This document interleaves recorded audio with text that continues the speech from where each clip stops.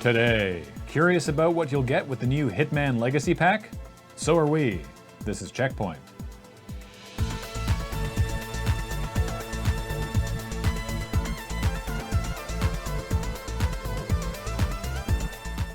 Hello and welcome to CheckPoint, where, like the rest of British Columbia, we're broadcasting live from a studio covered with a delicious film of mesquite barbecue smoke.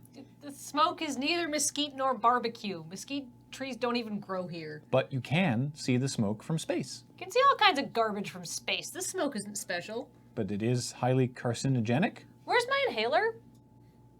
Valve has made a series of weird choices when it comes to moderating their content, so let's walk through a non-exhaustive TLDR of where we're at. First, they basically weren't moderating at all, allowing games that didn't work, or that had overt sexual content, or that some found offensive, for sale on the storefront.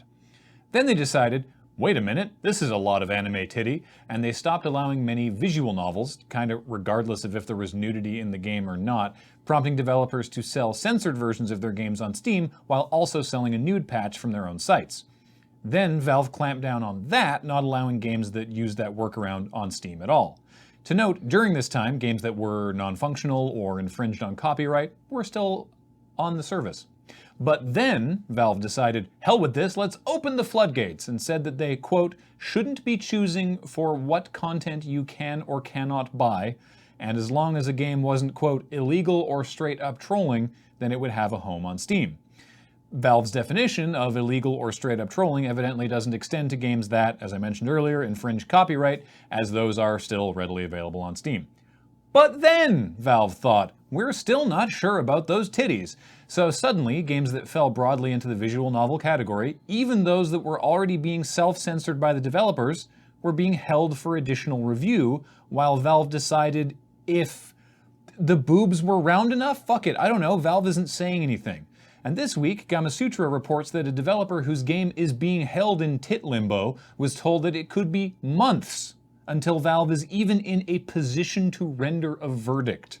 A Valve rep said, we're right in the middle of building some new features into Steam for customers to be able to choose the type of products they see in the store.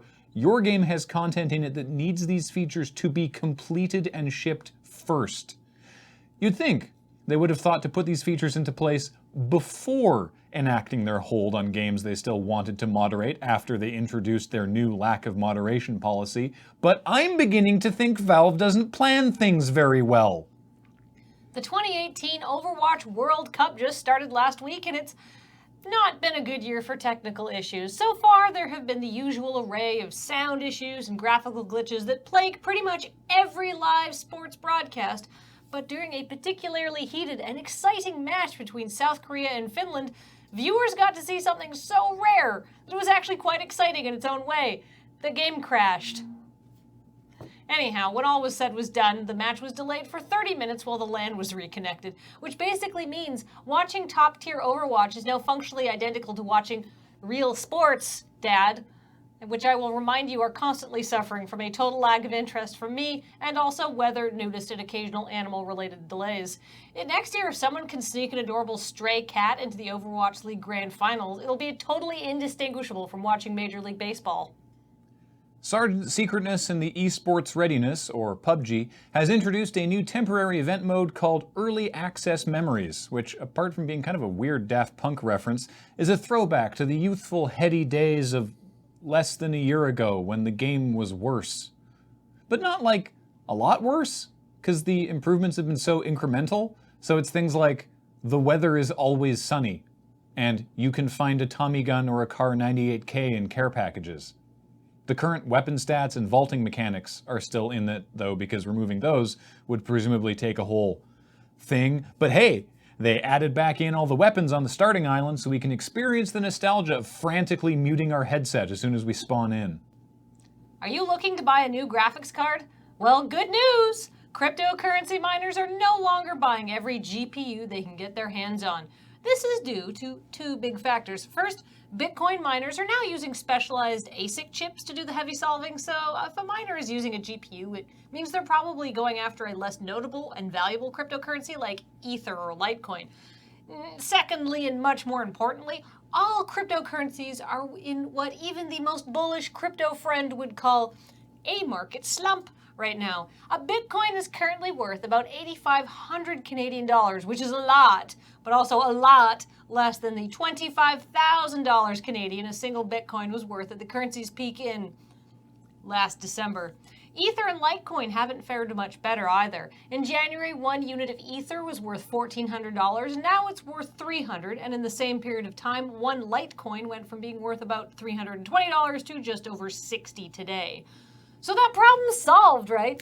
Well, according to crypto experts, mining Bitcoin alone uses as much energy in a year as Austria and dumps as much CO2 into the atmosphere as 1 million transatlantic flights.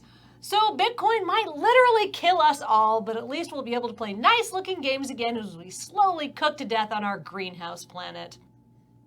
Good news for fans of killing people in interesting ways while wearing silly costumes. The upcoming Hitman 2 will include remastered versions of levels from the previous game as part of the Hitman Legacy Pack, which will be free for owners of Hitman Season 1.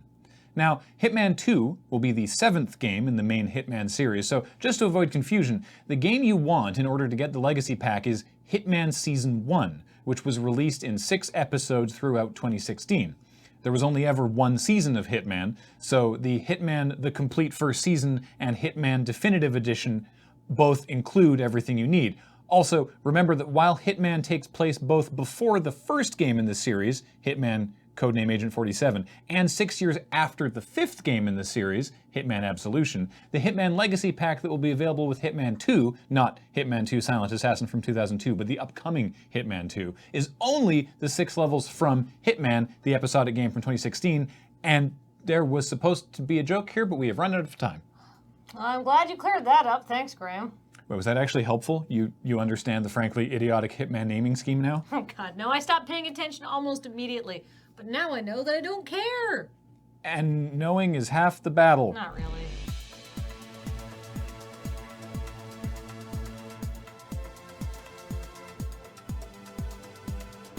Coming up, 25 years after being canceled at the last minute, Sega Genesis game Hardcore, originally developed by DICE, is actually coming out for PS4, and the biggest surprise is that DICE has been around for 25 years.